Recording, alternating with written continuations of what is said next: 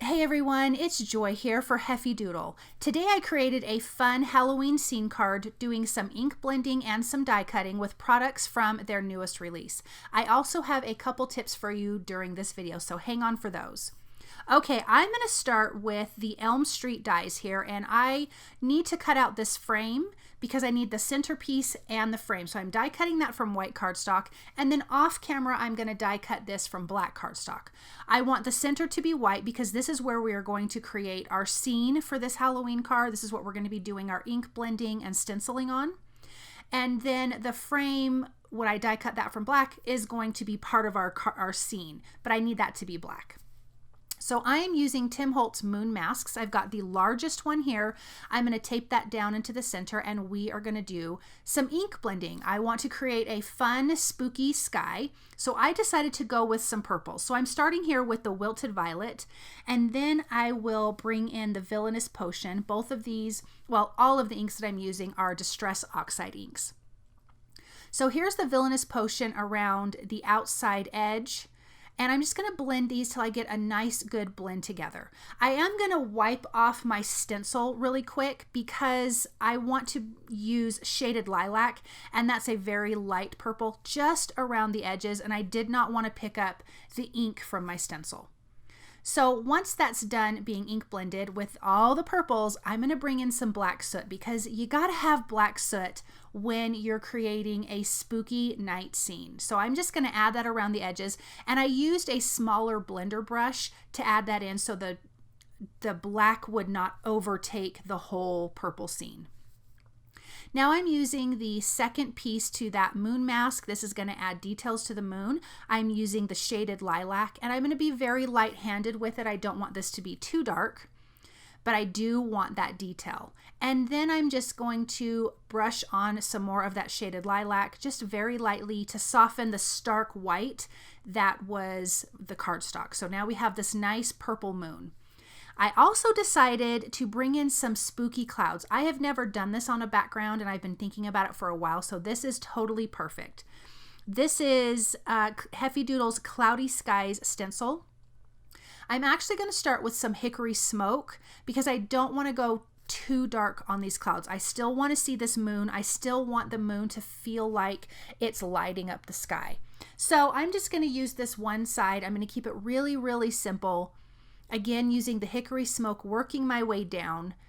And then when I get to the bottom, I was kind of looking at it and I felt like I needed a little bit of a darker edge to all of the clouds.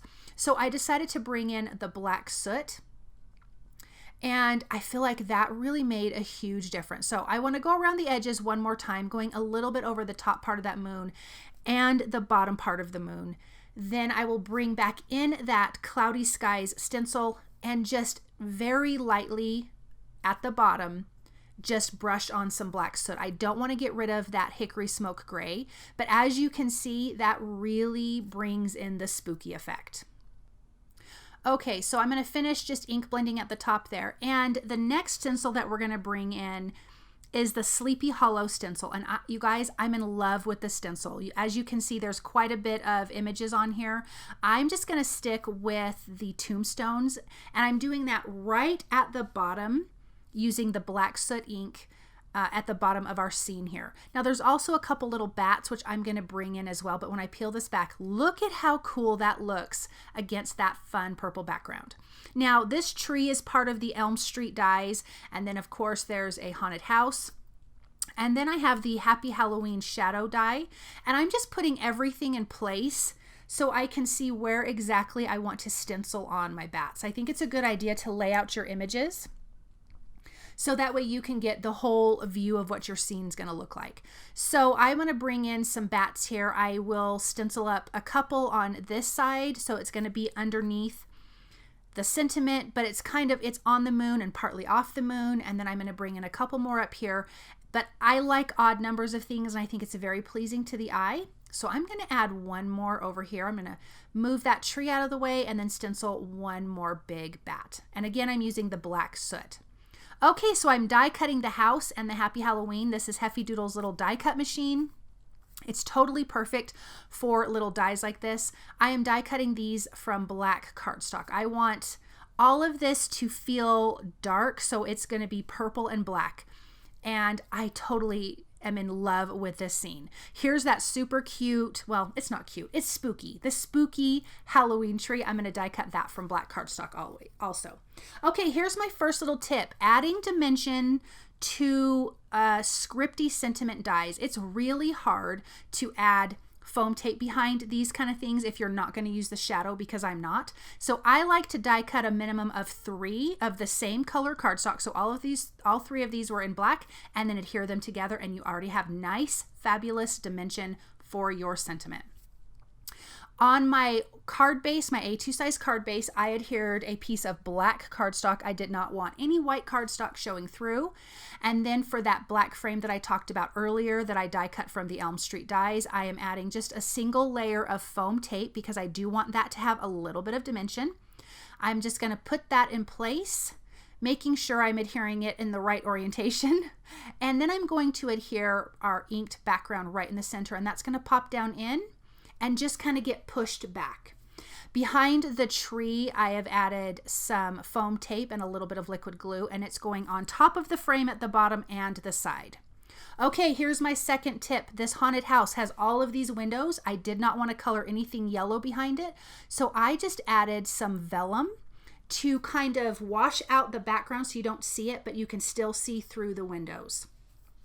So that's a way you can get away with doing that without adding any color, because I didn't want to add yellow to this color combination.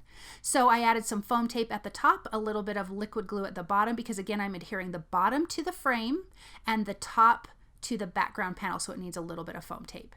The Happy Halloween that we die cut 3 of those together to give some good dimension, I'm adding just some dots of liquid glue, and I'm going to add that up at the top. And look at how cool this is. I love all of the black, and I love all of this dimension. So here's that card completely finished. It looks awesome. It has a fun background. All of those die cuts are fantastic, and this card feels super, super spooky. Thank you guys so very much for stopping by and watching. I hope that you enjoyed this project, and I hope that you feel inspired. Have a wonderful day. Bye.